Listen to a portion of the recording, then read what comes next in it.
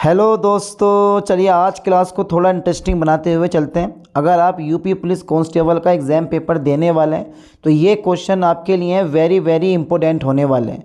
तो कोई भी क्वेश्चन मत छोड़ना, पर क्वेश्चन को ये मानकर याद करना, समझना जैसे यही क्वेश्चन इस साल एग्ज़ाम पेपर में फंसेंगे। चलिए देख लेते हैं वो कौन कौन से मोस्ट इम्पोर्टेंट क्वेश्चन हैं जो इस साल एग्ज़ाम पेपर में फंस सकते हैं। तो क्वेश्चन मैंने फर्स्ट लिया है, ध्यान देना। नर्मदा के अतिरिक्त कौन सी दूसरी नदी अमरकंटक से निकलती है? सामान्य अध्ययन के 38 क्वेश्चन पूछे जाते हैं और सारे के सारे इंपॉर्टेंट क्वेश्चन आज देख लेते हैं। नर्मदा के अतिरिक्त कौन सी दूसरी नदी अमरकंटक से निकलती है? बेतवा, ताप्ती, महानदी, सोन। सोन is a right option.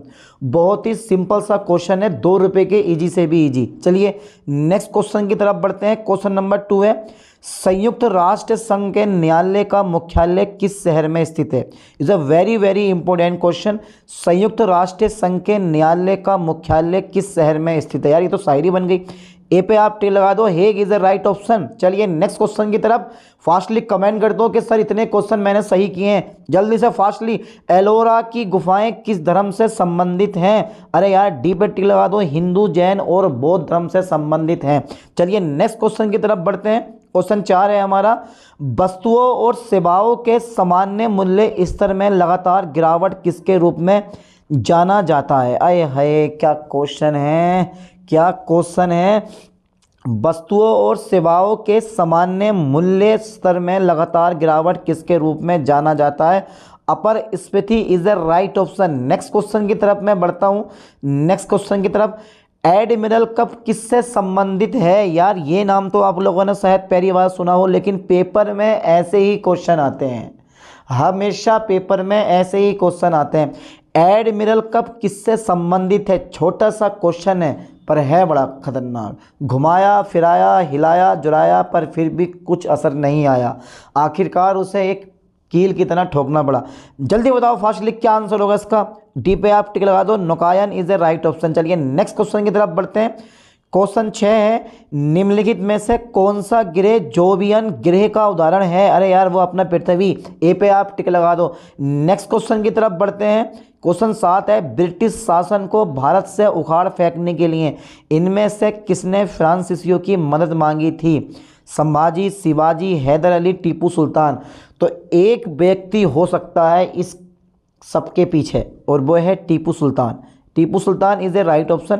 Question number 8 है, देखो साइंस के क्वेश्चन पूछे जाते हैं, अर्थव्यवस्था के क्वेश्चन पूछे जाते हैं, संविधान के क्वेश्चन पूछे जाते हैं, यार क्या क्या उत्तर प्रदेश संबंधित जीके के क्वेश्चन पूछे जाते हैं। तो सब पढ़ो अच्छे से, भूगोल के क्वेश्चन पूछे जाते हैं। निम्नलिखित में से प्रतिरोध का मात्रक होता है, सबको पता है, हाई स्कूल में सबने पढ़ रखा, ओम इज ए राइट ऑप्शन।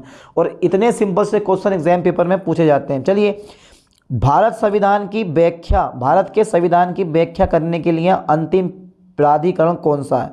अंतिम प्राधिकरण कौन सा? Supreme court. सुप्रीम कोर्ट जाओ, गुहार लगाओ और हक पाओ। क्वेश्चन नंबर 10 है, चतुर्थ बौद्ध संगति किसके काल में हुई थी? कनिष्क के काल में हुई थी। चतुर्थ बौद्ध संगति, 4 बौद्ध संगतियां हैं ना, उनमें पहली किसके शासनकाल में हुई थी? दूसरी, तीसरी, चौथी। चौथी जो हुई थी वो कनिष्क के शासनकाल में हुई थी। अच्छा सन बताओ कब हुई थी? अबे यार कुछ पता नहीं पड़ा है। क्वेश्चन नंबर 11 है, किस चीन शासक ने चीनी की दीवार का निर्माण कराया? किस चीन शासक ने चीनी की दीवार यानी कि चीन की दीवार का निर्माण कराया? अरे चीनी लिख दिया यार। चीन की दीवार का निर्माण करवाया। D number is the right option, किन शी हुआंग। नाम बहुत शानदार होता है। अगर आपका नाम होता है ना चिंगमिंग पिंग पिंग चिंगमिंग, ए चिंगपिंग इधर आ, पिंग पिंग इधर आ, अजीब सा नाम लिया जाया करता। क्वेश्चन नंबर 12 है, माई कंट्री माई लाइफ किसकी आत्मकथा है? माई कंट्री माई लाइफ किसकी आत्मकथा है? Lal Krishna Advani is the right option. चलिए नेक्स्ट क्वेश्चन की तरफ बढ़ते हैं। भारतीय राज्य की कौन सी मुख्यमंत्री अपनी विरोधी पार्टी के अध्यक्ष से विवाहिता थीं? अपनी विरोधी पार्टी के अध्यक्ष से विवाहिता थीं। अरे वाह क्या बात है यार, ले झगड़ा और दे झगड़ा। बी पे आप टिक लगा दें, सुचेता कृपलानी, और यही कहती उत्तर प्रदेश की पहली मुख्यमंत्री भी थी। क्वेश्चन 14वां नंबर है हमारा, ध्यान देना, निम्नलिखित में से किस तिथि को विश्व विकास सूचना दिवस मनाया जाता है?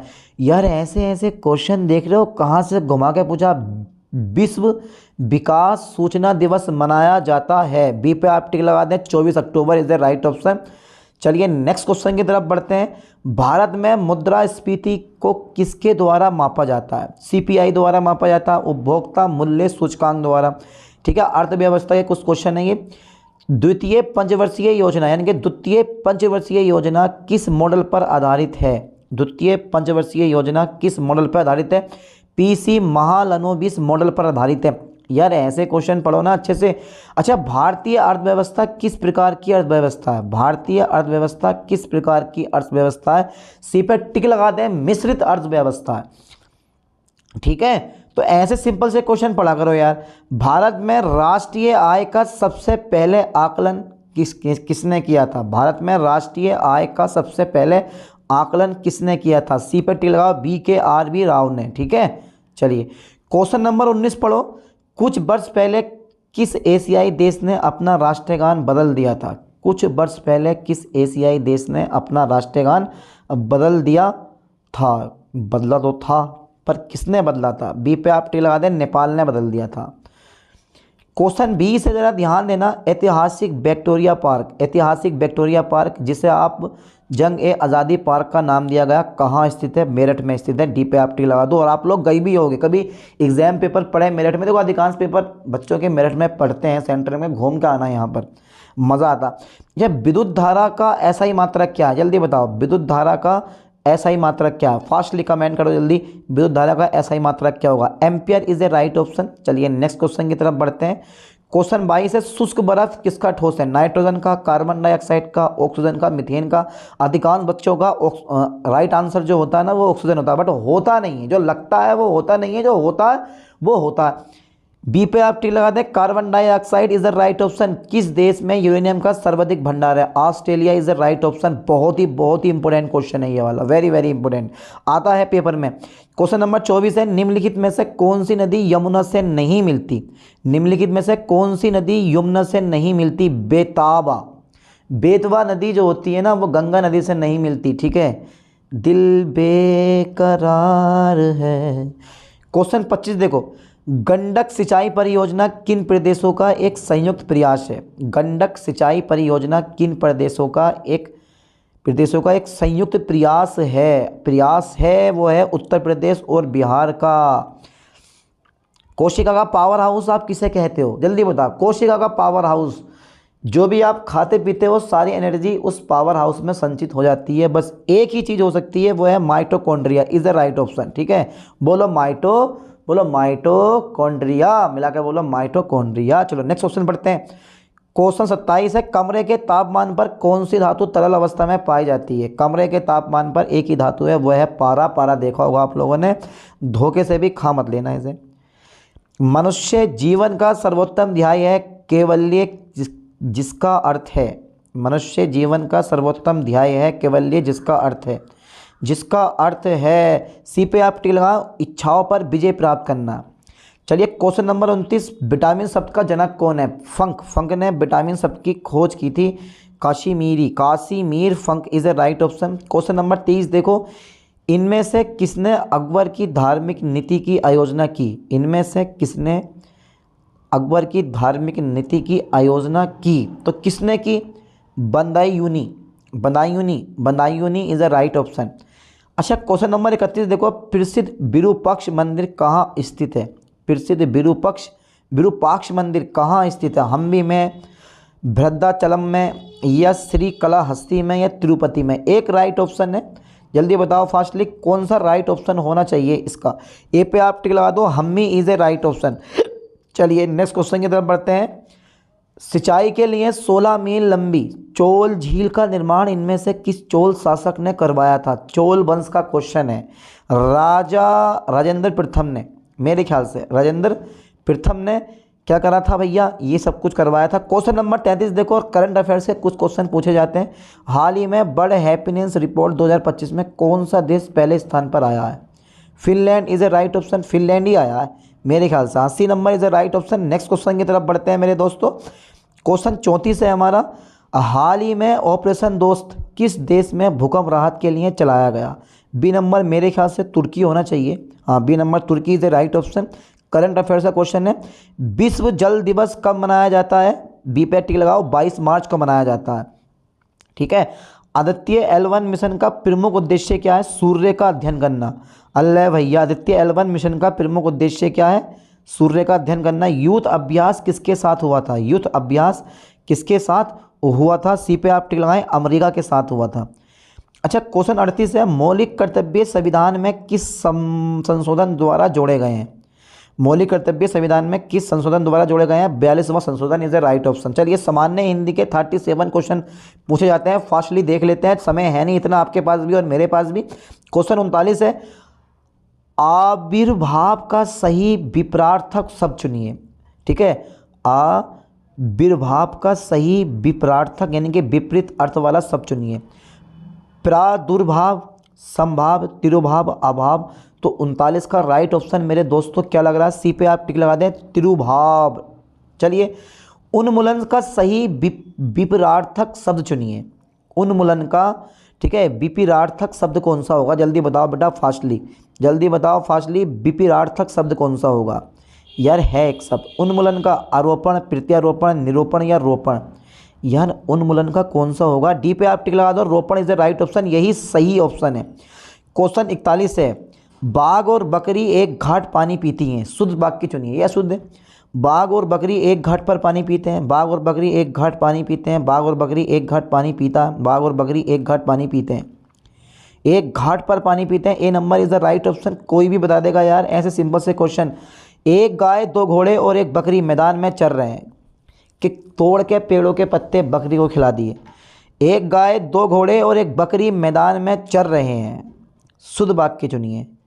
समझ गए? एक गाय है, दो घोड़े हैं और एक बकरी है, मैदान में चर रहे हैं, शुद्ध वाक्य चुनिए। एक गाय, दो घोड़े और एक बकरी मैदान में चर रहे हैं।